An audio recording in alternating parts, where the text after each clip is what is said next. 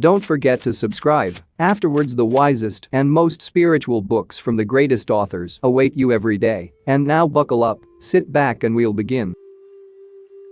How long the night to the watchman, how long the road to the weary traveler, how long the wandering of many lives to the fool who misses the way. Gautama Buddha. All is passing. When one realizes this, he sits loose to this world of sorrow. This is the way of purity. As soon as we think we are safe, something unexpected happens. Dispassion is the best of mental states. For innumerable reasons, Mahamati, the Bodhisattva, whose nature is compassion, is not to eat any meat. Care about your children. Just bless them instead of worrying, as every child is the little Buddha who helps his parents to grow up. The eating of meat extinguishes the seed of great kindness. By giving away food we get more strength. By bestowing clothing on others we gain more beauty. By donating abodes of purity and truth we acquire great treasures. As a net is made up of a series of ties, so everything in this world is connected by a series of ties. If anyone thinks that the mesh of a net is an independent, isolated thing, he is mistaken. It is called a net because it is made up of a series of interconnected meshes, and each mesh has its place and responsibility in relation to other meshes. I do not fight with the world, but the world fights with me. Words do not express thoughts very well. Everything immediately becomes a little different, a little distorted, a little foolish. And yet it also pleases me and seems right that what is of value and wisdom of one man seems nonsense to another. The wise have mastered body, word, and mind. They are the true masters. Monks, when ignorance is abandoned, and knowledge arises in the monk, with the ending of ignorance and the arising of knowledge he clings neither to sense pleasures, nor does he cling to views, nor to precepts and vows, nor to a self-doctrine. Not clinking, he is not disturbed, he attains individually nibbana. One who is wise and disciplined, always kind and intelligent, humble and free from pride. One like this will be praised. If a string has one end, it has another. For soon the body is discarded, then what does it feel? A useless log of wood, it lies on the ground, then what does it know? Your worst enemy cannot harm you as much as your own thoughts, unguarded. But once mastered, no one can help you as much, not even your father or your mother. All rising to great places is by a winding stair. There are having flowers in spring, breezes in summer, moon in autumn, snows in winter. If there is nothing worrying over you, it will be the best seasons at all times. Meditate. Live purely. Be quiet. Do your work with mastery. Like the moon, come out from behind the clouds. Shine. Resolutely train yourself to attain peace. An unreflective mind is a poor roof. Passion, like the rain, floods the house. But if the roof is strong, there is shelter. Whoever follows impure thoughts suffers in this world and the next. In both worlds he suffers, and how greatly. You create what you defend against. May all beings everywhere plagued with sufferings of body and mind quickly be freed from their illnesses. May those frightened cease to be afraid, and may those bound be free. May the powerless find power, and may people think of befriending each other. May those who find themselves in trackless, fearful wilderness, the children, the aged, the unprotected, be guarded by beneficent celestials, and may they swiftly attain Buddhahood. There is no more self-contradictory concept than that of idle thoughts. What gives rise to the perception of a whole world can hardly be called idle. Every thought we have either contributes to truth or to illusion. Believe not because some old manuscripts are produced, believe not because it is your national belief, believe not because you have been made to believe from your childhood, but reason truth out, and after you have analyzed it, then if you find it will do good to one and all, believe it, live up to it, and help others live up to it. She who knows life flows, feels no wear or tear, needs no mending or repair. To meditate is to listen with a receptive heart. He who loves 50 people has 50 woes, he who loves no one has no woes. See the truth, and you will see me. If we can look upon our work not for self-benefit, but as a means to benefit society, we will be practicing appreciation and patience in our daily lives. Better than a long speech is a single quietening word. Work out your own salvation. Do not depend on others. A person writing at night may put out the lamp, but the words he has written will remain. It is the same with the destiny we create for ourselves in this world. Those who attempt to conquer hatred by hatred are like warriors who take weapons to overcome others who bear arms. This does not end hatred, but gives it room to grow. But ancient wisdom has advocated a different timeless strategy to overcome hatred. This eternal wisdom is to meet hatred with non-hatred. The method of trying to conquer hatred through hatred never succeeds in overcoming hatred. But the method of overcoming hatred through non-hatred is eternally effective. That is why that method is described as eternal wisdom. His success may be great, but be it ever so great, the wheel of fortune may turn again and bring him down into the dust. Attention leads to immortality.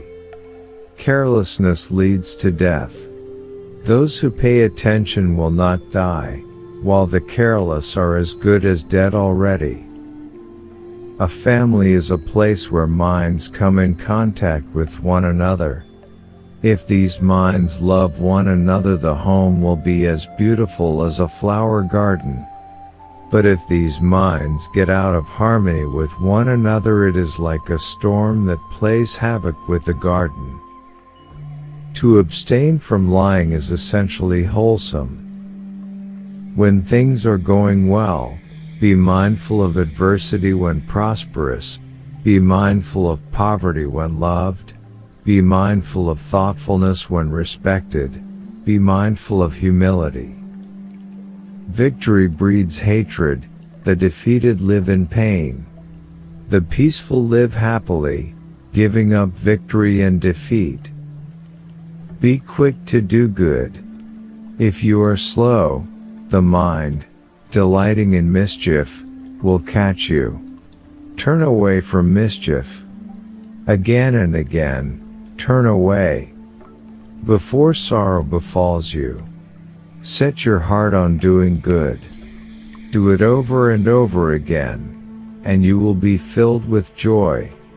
A fool is happy until his mischief turns against him, and a good man may suffer until his goodness flowers. Do not make light of your failings, saying, "What are they to me?" A jug fills drop by drop. In exactly the same way, scatter your body, your feeling, your perception, your predispositions, your discriminative consciousness, break them up, knock them down, cease to play with them, apply yourself to the destruction of craving for them. Verily, the extinction of craving is nirvana. Once you know the nature of anger and joy is empty and you let them go, you free yourself from karma. Have compassion for all beings, rich and poor alike, each has their suffering. Some suffer too much, others too little. Dependent origination is the teaching that life is not the mere play of blind chance, but has an existence that is dependent upon conditions. That, precisely with the removal of these conditions, those things that have arisen in dependence upon them, thus also all suffering must perforce disappear and cease to be. Greater in battle than the man who would conquer 1,000,000 men is he who would conquer just one, himself. Better to conquer yourself than others. When you've trained yourself, living in constant self-control, neither a Deva nor Gandhava, nor a Mara banded with Brahmas, could turn that triumph back into defeat. People cleave to their worldly possessions and selfish passions so blindly as to sacrifice their own lives for them. They are like a child who tries to eat a little honey smeared on the edge of a knife. The amount is by no means sufficient to appease his appetite, but he runs the risk of wounding his tongue. If the traveler can find a virtuous and wise companion, let him go with him joyfully and overcome the dangers of the way. But if you cannot find friend or master to go with you, travel on alone. Mankind have love, animals have affection. The harmonious and beautiful world is revealed. A fool who recognizes his own ignorance is thereby in fact a wise man, but a fool who considers himself wise, that is what one really calls a fool. Come, live with the doors of the senses guarded, diligent and mindful, vigilant and mindful, with the ways of the mind well watched, possessed of a mind that is awake and observing. And he who has considered all the contrasts on this earth, and is no more disturbed by anything whatever in the world, the peaceful one, freed from rage, from sorrow, and from longing, he has passed beyond birth and decay. Let your diet be spare, your wants moderate, your needs few. So, living modestly, with no distracting desires, you will find content. Wherever a person goes, his deeds, like a shadow, will follow. The tempter masters the lazy and irresolute man who dwells on the attractive side of things, ungoverned in his senses, and unrestrained in his food, like the wind overcomes a rotten tree. But the tempter cannot master a man who dwells on the distasteful side of things, self-controlled in his senses, moderate in eating, resolute and full of faith, like the wind cannot move a mountain crag. For those who are ready, the door to the deathless state is open. If you have ears, give up the conditions that bind you and enter in. The wise say that it is not an iron, wooden or fiber fetter which is a strong one, but the besotted hankering after trinkets, children and wives, that, say the wise, is the strong fetter. It drags one down, and loose as it feels, it is hard to break. Breaking this fetter, people renounce the world, free from longing and abandoning sensuality. When a man is stimulated by his own thoughts, full of desire and dwelling on what is attractive, his craving increases even more. He is making the fetter even stronger. But he who takes pleasure in stilling his thoughts, practicing the contemplation of what is repulsive, and remaining recollected, now he will make an end of craving. He will snap the bonds of Mara. His aim is accomplished. He is without fear, rid of craving and without stain. He has removed the arrows of changing existence. This is his last body. In every trial let understanding fight for you. If you endeavor to embrace the way through much learning, the way will not be understood. If you observe the way with simplicity of heart, great indeed is this way. Holding on to anger is like grasping a hot coal with the intent of throwing it at someone else. You are the one who gets burned. A good friend who points out mistakes and imperfections and rebukes evil is to be respected as if he reveals a secret of hidden treasure. It is not life and wealth and power that enslave men, but the cleaving to life and wealth and power. I have passed in ignorance through a cycle of many rebirths, seeking the builder of the house. Continuous rebirth is a painful thing. But now, house builder, I have found you out. You will not build me a house again. All your rafters are broken, your ridgepole shattered. My mind is free from active thought, and has made an end of craving. There's a treasury full of jade and jewels. It is in you. Don't go searching far from home for it, it's here. The good renounce everything. The pure don't babble about sensual desires. Whether touched by pleasure or pain, the wise show no change of temper. Suffering is temporary, enlightenment is forever. If a man who has committed many a misdemeanor does not repent and cleanse his heart of the evil, retribution will come upon his person as sure as the streams run into the ocean, which becomes ever deeper and wider. If a man who has committed a misdemeanor come to the knowledge of it, reform himself, and practice goodness, the force of retribution will gradually exhaust itself as a disease gradually loses its baneful influence when the patient perspires. Dwell not on the faults and shortcomings of others, instead, seek clarity about your own. Everything changes, nothing remains without change. Understand the suffering of worldly existence. Abandon its causes of ignorance and selfishness. Practice the path of meditation and compassion. Awaken from suffering within great peace.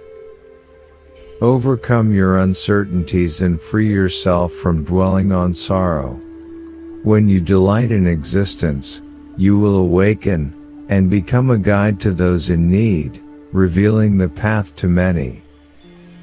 For the wakeful one whose mind is quiet, whose thoughts are undisturbed, who has relinquished judgment and blame, there is no fear. At the end of the way is freedom. Until then, patience.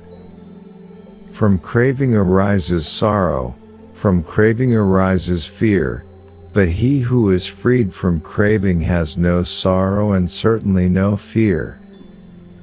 The evils of the body are murder, theft, and adultery, of the tongue, lying, slander, abuse and idle talk, of the mind, covetousness, hatred and error.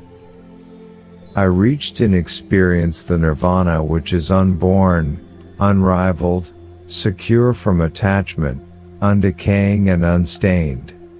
This condition is indeed reached by me which is deep, difficult to see, difficult to understand, tranquil, excellent, beyond the reach of mere logic, subtle, and to be realized only by the wise. Awake. Be the witness of your thoughts.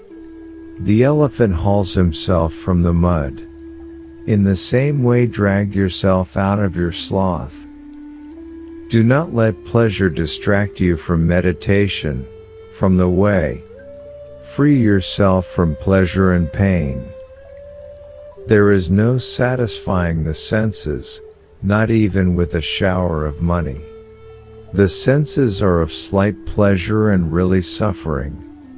When a wise man has realized this, he takes no pleasure, as a disciple of the Buddhas, even in the pleasures of heaven. Instead, he takes pleasure in the elimination of craving. Happiness follows sorrow, sorrow follows happiness, but when one no longer discriminates happiness and sorrow, a good deal and a bad deed, one is able to realize freedom. The Buddhas do but tell the way. It is for you to swelter at the task. Confusion conditions activity, which conditions consciousness, which conditions embodied personality, which conditions sensory experiences, which conditions impact, which conditions mood, which conditions craving, which conditions clinging, which conditions becoming, which conditions birth, which conditions aging and death. As a water bead on a lotus leaf, as water on a red lily, does not adhere, so the sage does not adhere to the seen, the heard, or the sensed. Inflamed by greed, incensed by hate, confused by delusion, overcome by them, obsessed by mind, a man chooses for his own affliction, for others' affliction, for the affliction of both, and experiences pain and grief. Those who really seek the path to enlightenment dictate terms to their mind. Then they proceed with strong determination. By oneself the evil is done, and it is oneself who suffers.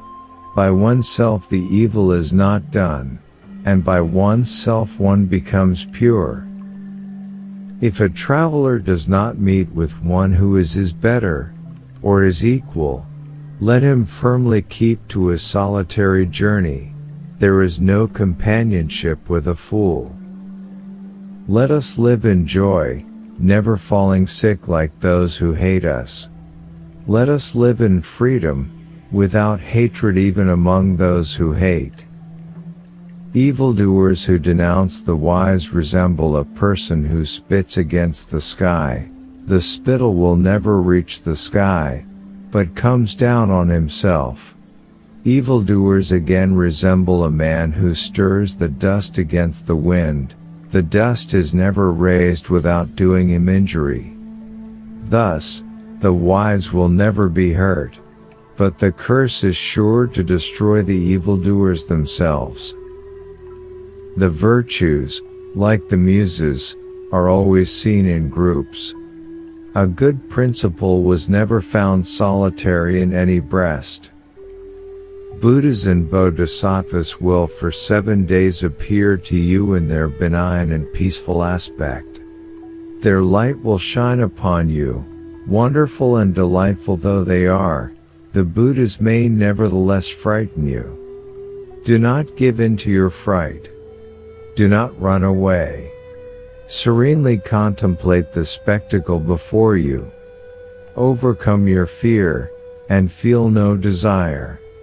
Realize that these are the rays of the grace of the Buddhas, who come to receive you into their Buddha realms.